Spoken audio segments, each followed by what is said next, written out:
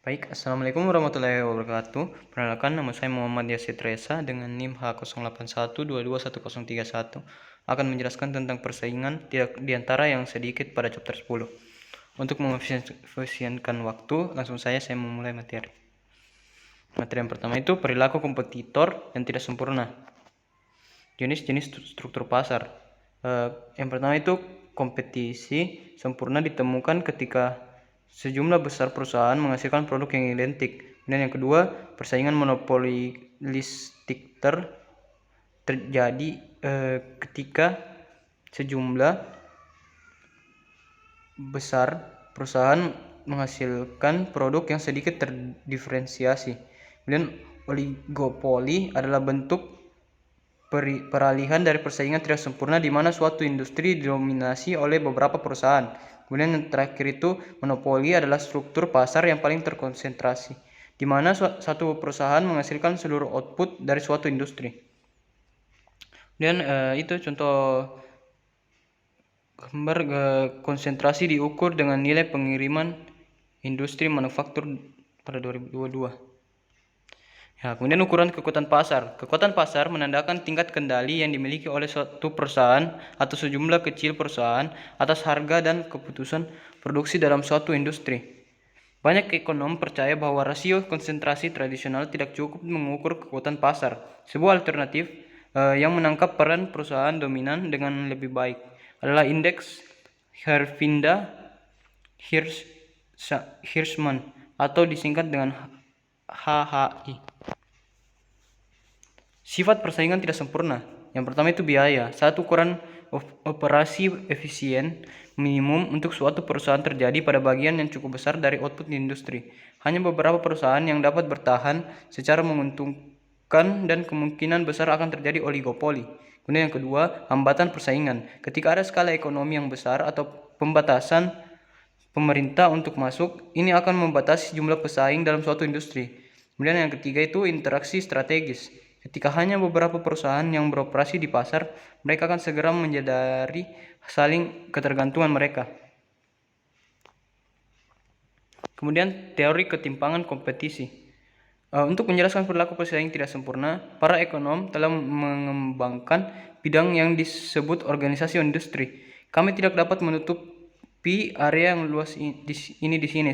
Sebaliknya, kita akan berfokus pada 3 kasus persaingan tidak sempurna yang paling penting: oligopoli kolusif, persaingan monopolistik, dan oligopoli jumlah kecil. Dan oligopoli kolusi.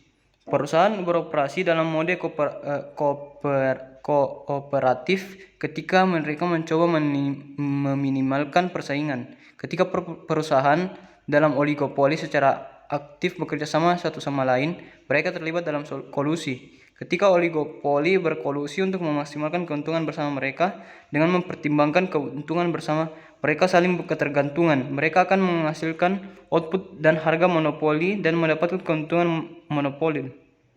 Ya, berikut itu contoh grafik dari oligopoli kolusi, sangat mirip dengan monopoli.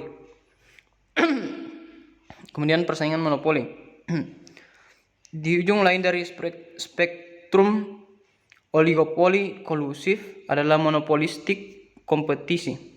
Persaingan monopolistik menyerupai persaingan sempurna dalam 3 cara.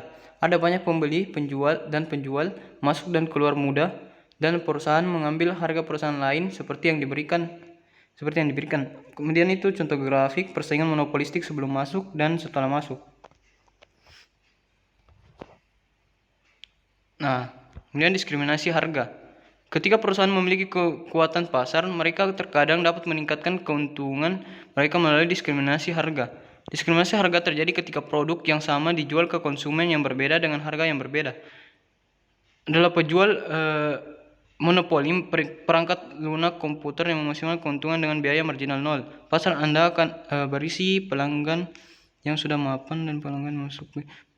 Pelanggan lama memiliki permintaan yang lebih tidak elastis karena tingginya biaya untuk beralih ke program lain. Nah, ini kita lihat contoh grafik dari pelanggan lama dan pelanggan baru.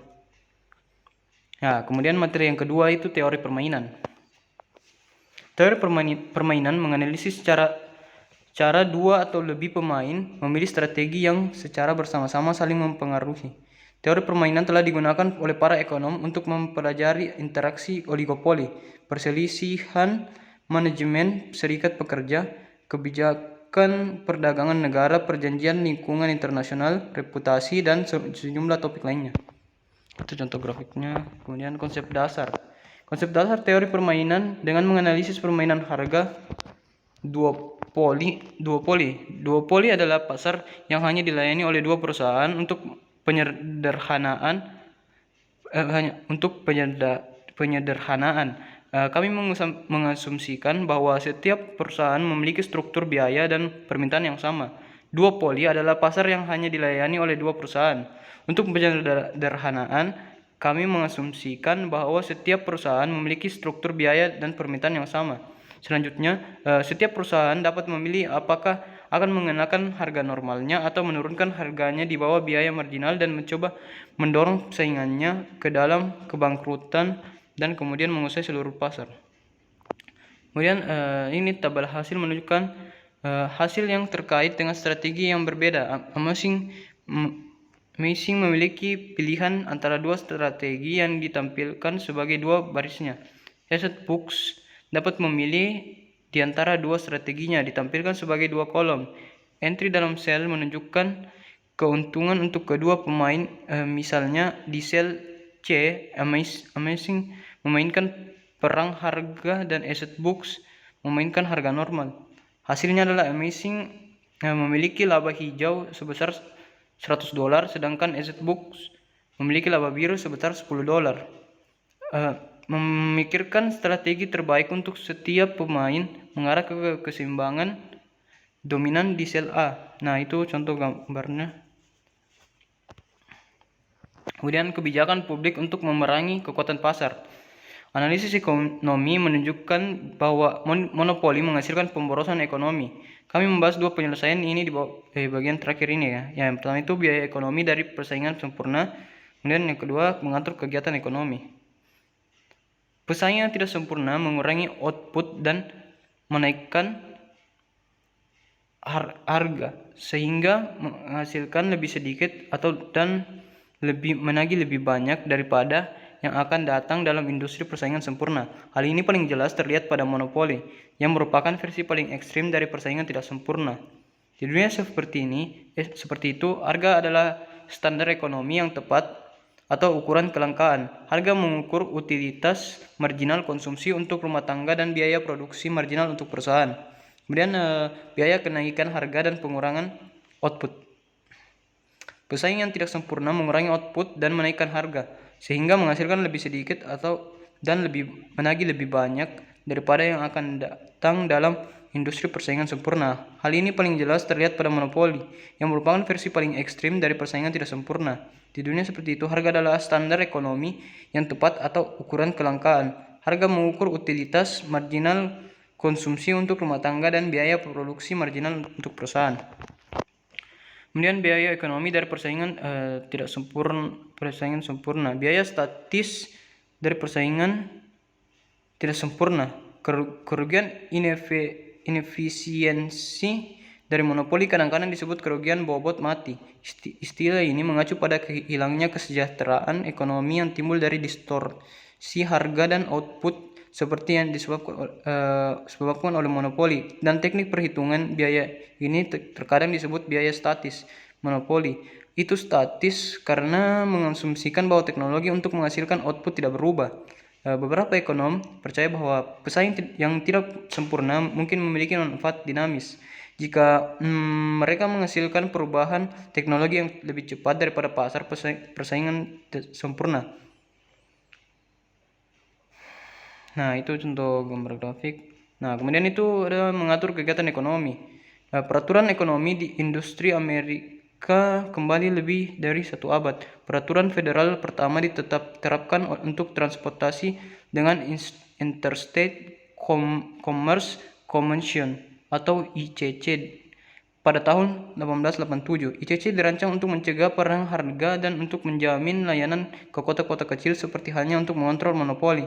Belakangan, peraturan federal menyebar ke bank pada tahun 1913, tenaga listrik pada tahun 1920, dan komunikasi, pasar sekuritas, tenaga kerja, angkutan truk, dan perjalanan udara selama tahun 1930-an.